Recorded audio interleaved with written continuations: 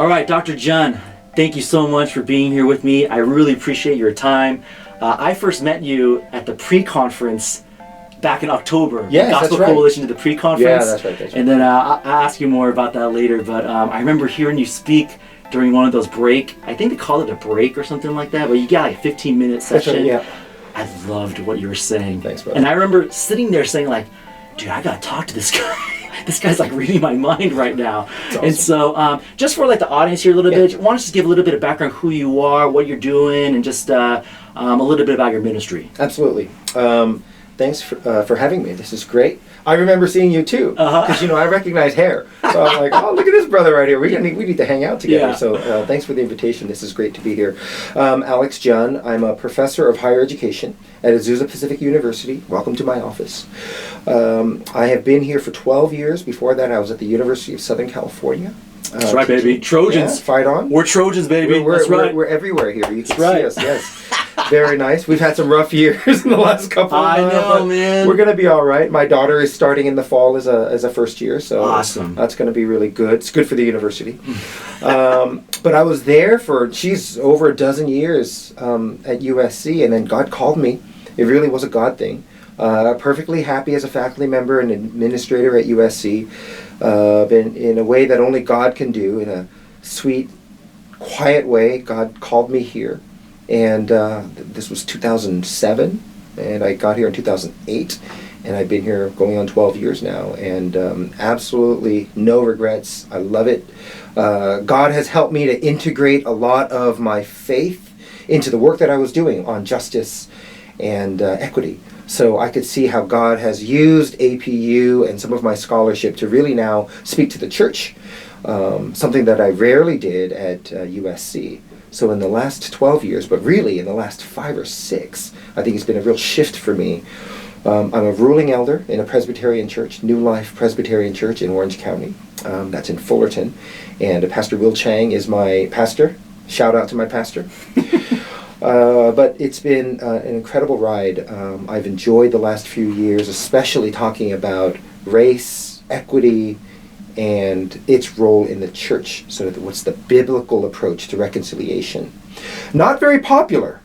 It wasn't popular with secular white people, and it's not popular with white brothers and sisters in the church. So there's some consistency, I noticed, some similarities in terms of sort of whiteness and addressing some of these issues. Now, I could understand it in one sense, I can understand it from my white secular colleagues. I have a little harder time understanding it from my brothers and sisters in Christ. But I'm sure we can talk more about this as we go on. Yeah. Why do you think it's not popular? Why is it not popular? Well, I make the argument that there's been this syncretism, American syncretism, if you will, where we assume that being American means being white, means being Christian, which means being Republican. And that's a seamless process that if you're in the dominant group, you've never had to deconstruct this. You were never challenged by some of these things. Now, I'm Korean American, so my ethnicity plays a role in the way I understand the gospel.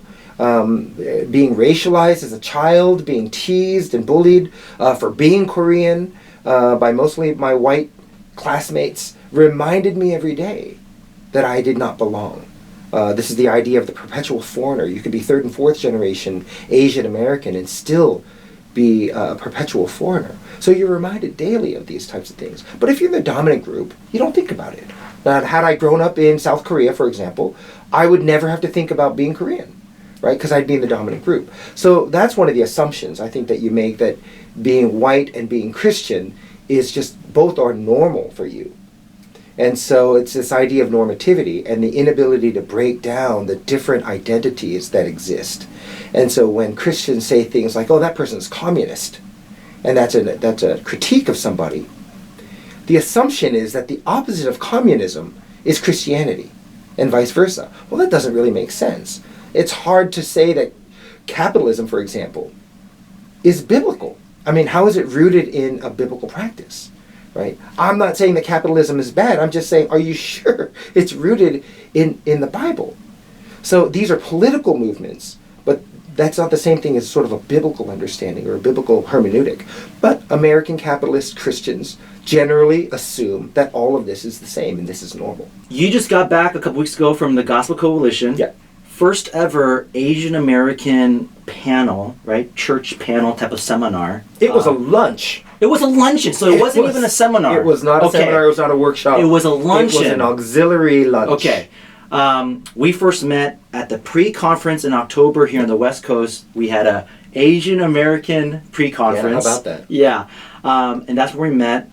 A lot of constructive criticism. My friends and I were all talking about that pre-conference. Yes.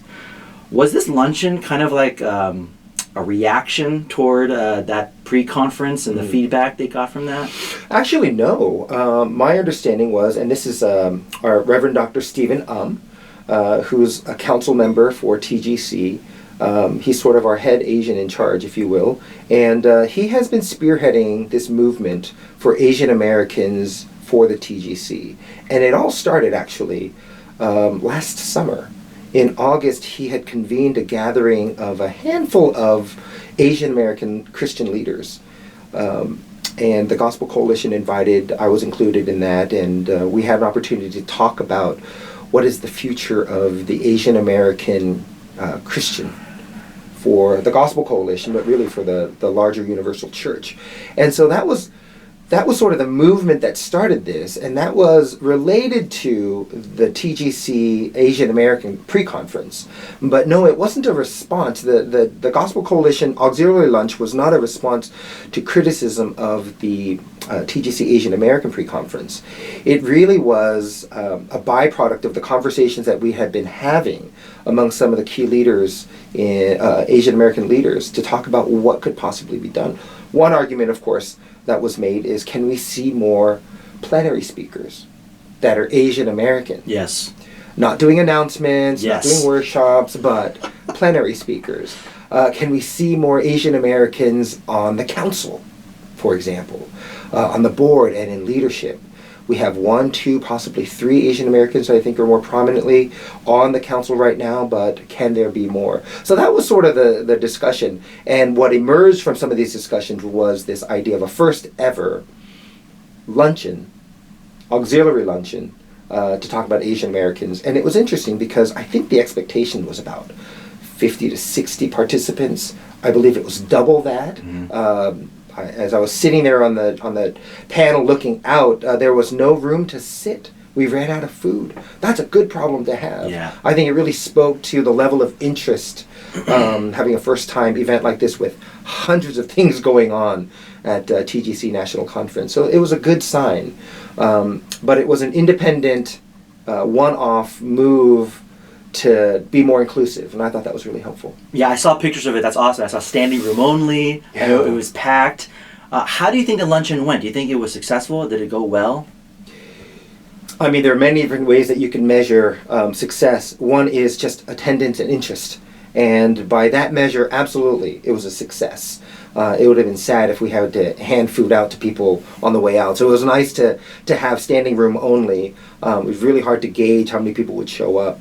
The next question, the more important question, is now what? Right. What do you do next? Will you have another auxiliary luncheon in 2 years? Will there be workshop seminars, and what will emerge from that? And so I know that Stephen, Julius Kim, and others who are with the Gospel Coalition are thinking through these things right now to figure it out. And I am open to suggestions. I'm happy to relay information to them to figure out what the next steps are. But as I said earlier, I'd love to see more representation. I'd love to see more intentionality with sessions that are Asian Americans, led by Asian Americans, but the topics don't necessarily have to be on Asian Americans or race, right? So, I mean, there are distinctions that we have to think about of what is the role of an Asian American Christian. And I think it was through the Gospel Coalition, what was emerging was the idea that for Asian American Christians, sessions can be about Asian American Christians, they can be for Asian American Christians, but learning can happen from Asian American Christians as well. And so I think those 3 elements are always sort of being played out that we need to think about, that we're not essentialized, that Asian Americans don't just talk about Asian American issues. Some will, that's what God's called them to. Others will be teaching for Asian Americans and the role of Christianity for Asian Americans. That's what God has called some to. But others are teaching. And the role of what they're doing, talking about biblical fidelity, may or may not have anything to do with race or Asian Americanness, but they happen to be embodied and spoken by Asian Americans. And I think that's important as well. So it's critical for us to recognize that there are lots of different ways that we can view Asian American Christians for the larger body of Christ. You know, you mentioned Julius. Julius used to be my elementary pastor. Get out. I used to go to Bethel Korean Church in Irvine. Is that right? I grew up there in the 80s. And Julius, when he was in college, was my elementary pastor. And I actually connected with him again at that pre-conference. Oh, that's wonderful. He obviously doesn't remember me. This is like 20 years ago. Yeah. But he was telling me, like, yeah, that was like when I was in college and stuff like that. So I still remember him when I was a kid. Story. Yeah. Well, you know, the older you get, and Julius is quite old now, you know, the level of influence that he has had and the blessing that he has been to so many. You know, that reminds me, what a blessing it is actually as we get older, as I get older. It's neat to see brothers who have been faithfully serving for 20, 30 years in positions where they continue to make an impact for the gospel and for the kingdom. And Julius is one of those. You know, he's everyone I talk to when they mention Julius, they say what an impact he had as a pastor, as a scholar, as a brother, and I think that's true of him and so many others. Yeah, it's a neat story. All my friends that went to Westminster, they would always tell me great stories about him. So it's awesome. It's awesome. You know, we're talking about Asian American voice right now, and I wanted to ask your opinion, your thoughts when we're talking about these people are asking questions like, can we get more plenary speakers like that? I'm thinking about Asian American voice. Yeah. How can we get the Asian American voice more involved? Yeah. Tell me if this is accurate or just provide some wisdom for me. This is for me the time to learn from you. But I kind of feel like me growing up as a pastor, my example was always like Piper and Sproul and J-Mac. And like I thought I have to be like them. They're writing the books. I'm reading all their books. That's right. They're big dogs like that, right? And I just felt like, oh, we have to be more like them. And now that I'm in the life stage that I'm in now, I feel like, okay, that's a bad example. That we shouldn't have followed that example. So when we talk about Asian American voice, what do you recommend or what do you suggest or what are your thoughts on how we could build up our Asian American voice without thinking like, oh, to build my Asian American voice, I need to write 30 books and I need to, you know, go big at the Gospel Coalition Plenary Speaker, and then now my voice is good. How can we build our Asian American voice as a 37-year-old right now who's been in pastoral ministry for 15 years? I feel like I don't really have a loud voice right now. Yeah. What are your suggestions? Such a good question, and I think I don't have all the answers. I have some thoughts on this, and I think this is part of the journey for Asian American Christians to work together, talk together, and think through this together. But my initial thoughts are there is no one monolithic Asian American Christian voice. There are multiple voices because there are multiple perspectives, right? I think about one voice would be Asian American Christians who are calling on our lovingly, gently asking our white brothers in leadership to consider Asian Americans and to recognize that Asian Americans have validity, or we have something to offer, that we're an asset. That's a role that some of us must play, and I think it's important. Others will be critical of that, and to say, we don't need to go asking white people for permission to be validated. And so some Asian Americans are telling other Asian American Christians, you are already valid, you are fearfully and wonderfully made. See yourself as an asset, not as a liability. See your culture and the way that God had designed you in the image of God, Imago Dei, that you are an asset. So some Asian American Christians are trying to help other Asian American Christians to get away from some of this self-hate that Satan has used through white supremacy to talk about our own identity as Asian Americans and not like what we see in the mirror. So that's part of the challenge. And then the third group is just simply saying, how do we work together and see all of these different pieces as being important? I, for one, see the importance of if you're a good writer and God has gifted you in that way, and you could translate some of the thoughts and feelings into words, then you're needed for the kingdom. Again, it could be on Asian American issues, it could be on other issues, but if you're called to write, then write. I love that you're doing this vlog. I think it's wonderful. I think if you have that gifting and that sort of inclination, you should do it. We need more people to do things like this. But I think it's important to say for the longest time, and I agree with you, there haven't been examples of people who look like us in prominent places, both in the world or in the church. So in one sense, we had no choice but to look to some other people. And then we'd have to make the translation in our own head, the cultural context that was missing in some of the examples. And we had to make sense for it for ourselves. And we're starting to now see some Asian Americans in leadership positions where younger Asian American Christians can look to them and say, like the Julius Kims and the Stephen Ums and the Lloyd Kims, to say, I haven't seen people who look like you, or who look like me in these positions. And I think that's why there's a greater sense of excitement now. But I want to be careful not to say that we reject the Tim Kellers of the world and simply say we're not going to listen to them anymore. I think, again, it's more nuanced. Not everything that's been said from our white brothers and sisters is culturally contextualized. And there will be others, African American, Latino, and Asian American Christians who are in prominent positions who are speaking, that'll be much more contextualized for us and it'll make more sense. We're just at a good place right now, starting to be in a good place right now, where we have a larger representational sample that we can choose from, and that's a good thing.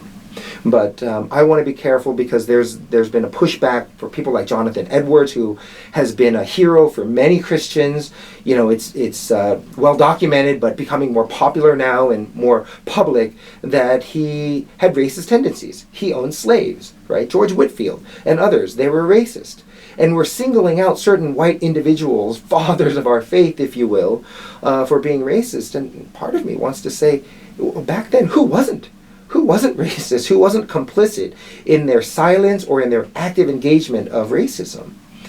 But it's important for us to note that we don't throw the baby out with the bathwater. We just need to be much more critical in our understanding, picking and choosing, and recognizing there was obviously some good that the Lord has used through them, but not to be overly reactive and to say we're going to reject all of it. But at the same time, one thing that we haven't seen is a deeper appreciation for some of the founders of the faith who do look like us, but were not Korean American or Asian American. So some of the theology and scholarship that came out of, say, Korea, over 100 years of Christianity in Korea, there have been some really good scholarship that has emerged. The challenge for Asian Americans is it's still written in Korean. So, you know, I appreciate things like the Gospel Coalition Korea, but I think part of it may still be one-sided in that we're thinking that the exchange is primarily theology and good biblical teaching that's from English being translated into Korean for the benefit of Korea. But I would hope that the opposite would also be true, that all the good theology and the biblically faithful teaching that has come out of a place like South Korea would then get translated into English, not just for North America, but for the English-speaking Christians around the world. So we need to see that there's this mutual exchange that happens. But we're not at a point yet for Asian American Christians to have a deeper appreciation for the non-Western scholarship and theology that has been around for a while. It's just not been easily accessed for us. I hear different things from different people when we focus on these conferences and we want more Asian American speakers. I hear a couple of different things. I hear one side saying like, these guys, they're actually like looking for Asian American speakers. And they're like, come to our table, we're inviting you. And then I hear another side that says like, man, they never ask Asian American speakers. No, they don't want us because we don't have a church of 5,000 people. And then there's this third perspective where they're telling me that, yeah, you guys actually need to step up. It's like almost like we're not working hard enough, not in terms of church size, but more like in building that relationship or actually telling them like, hey, yo, can I serve you guys and do a seminar or something like that? I hear all these different things. What do you think it is? I don't really know what it is because I hear all those actually evenly I don't know which one is it. That's so good. My take is all of those are true, right? All of those are true. Is there a certain amount of Asian culture, if you will, for Asian Americans that our natural response is not to speak up?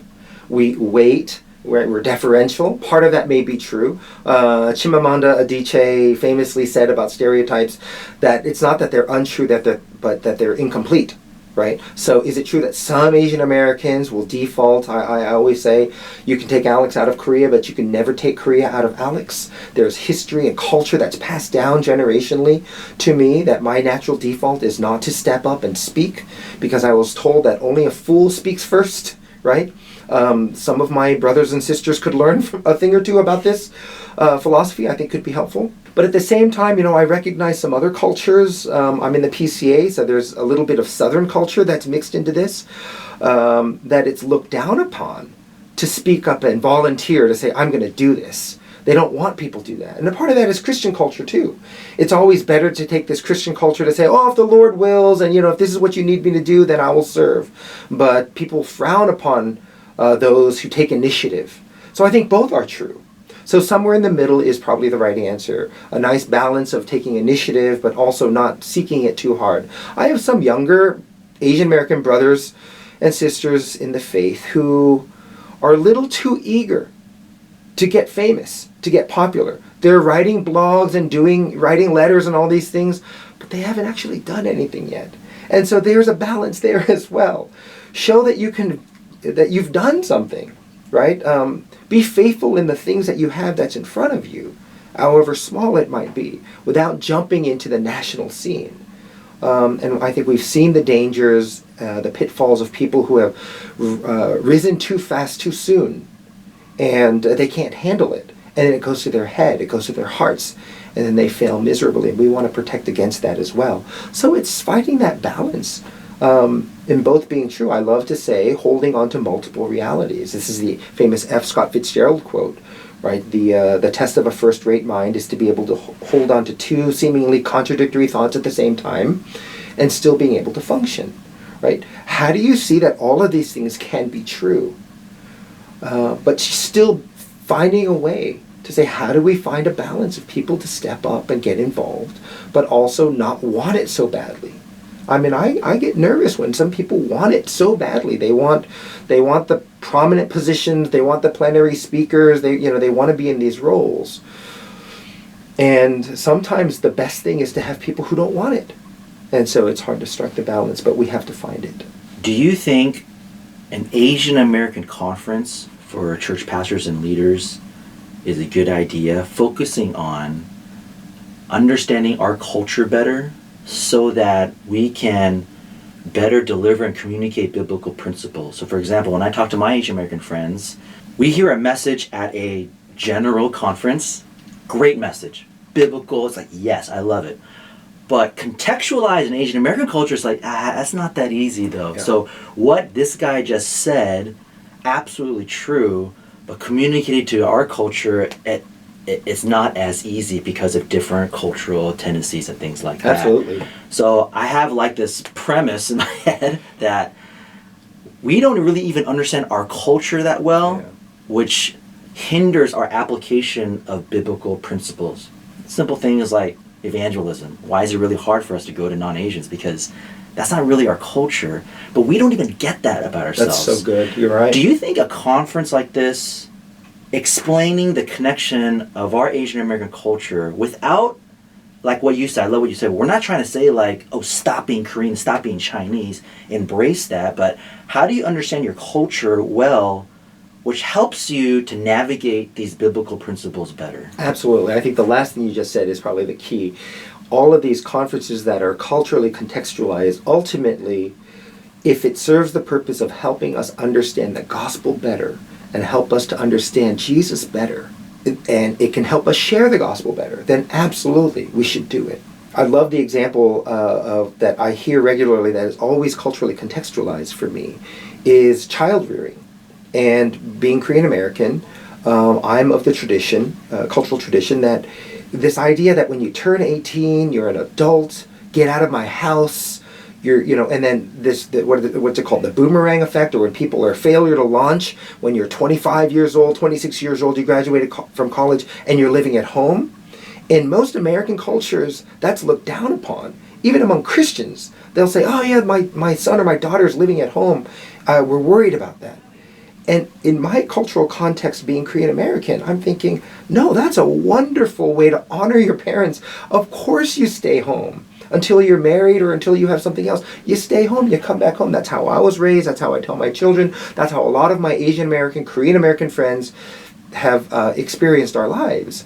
So it's fascinating to me when I hear Christians talk about how we need to get our kids out of the house and needs to be, and it's just a foregone conclusion. Everyone's nodding and saying amen, and it just never made sense to me.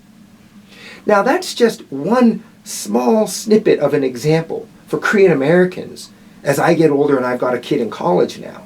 Would it be helpful to break that down for Asian Americans who are in their 50s and 60s to understand what it means to raise our children, adult children, in a biblical way?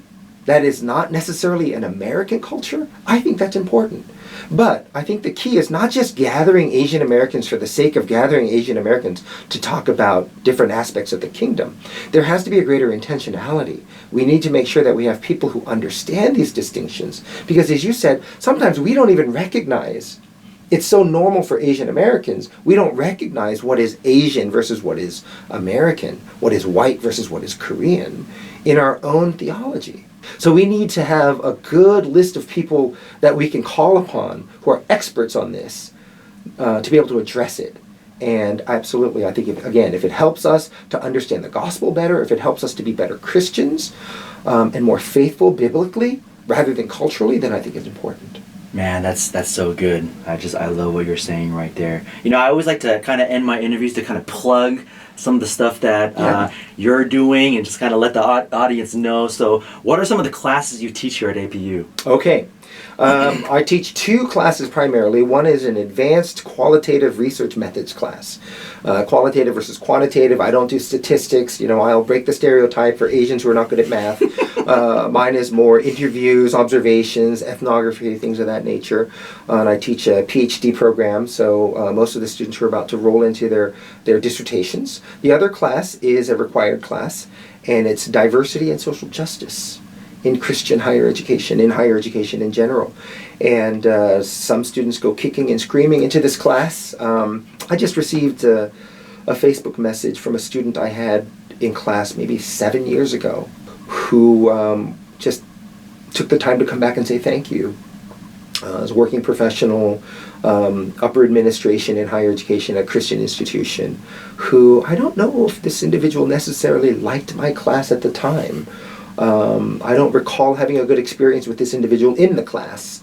This is a white brother in the class, but came back and said how instrumental the class was, so that was really helpful.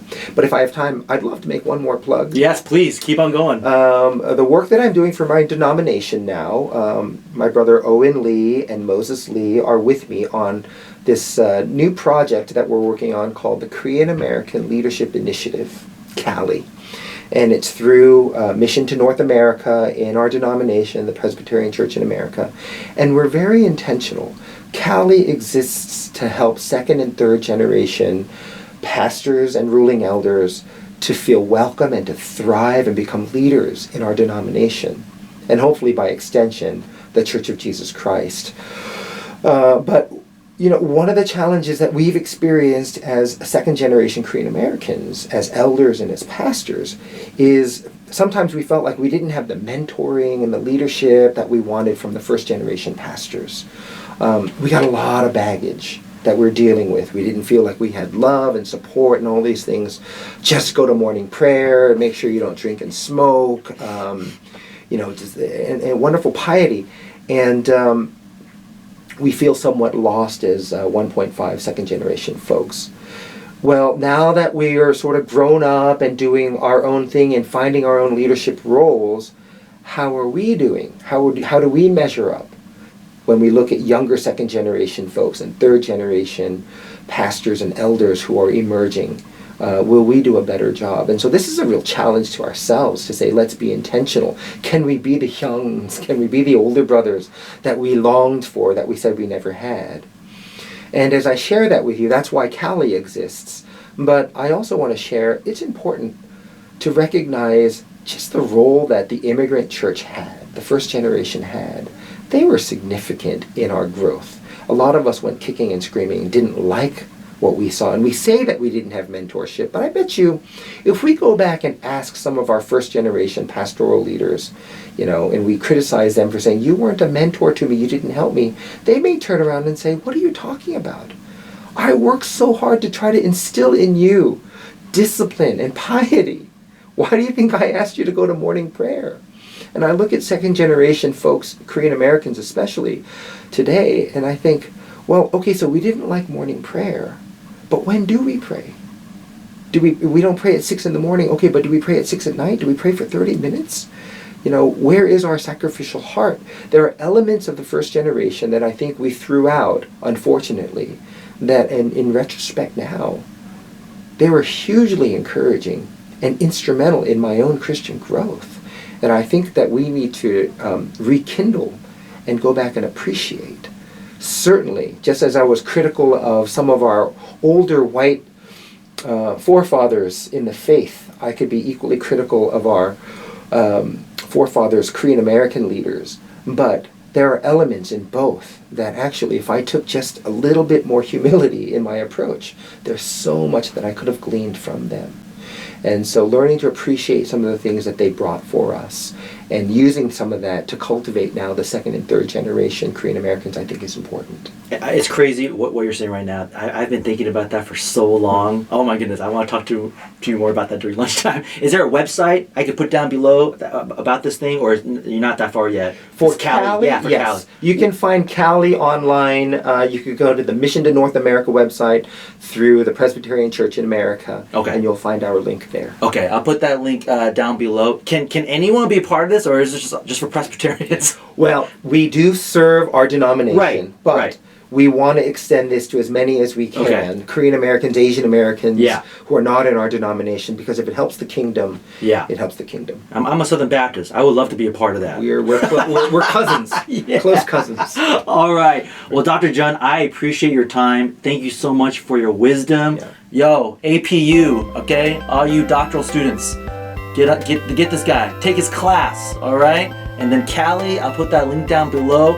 And he's also a ruling elder at New Life Presbyterian Church of Orange County. New Life Presbyterian Church of Orange County. I'm going to put that link down below. Solid church. It's been around for a long time. I know a lot of people that go there. Go check it out if you're around that area. Thank you, sir. Appreciate it. All right. Thank you very much.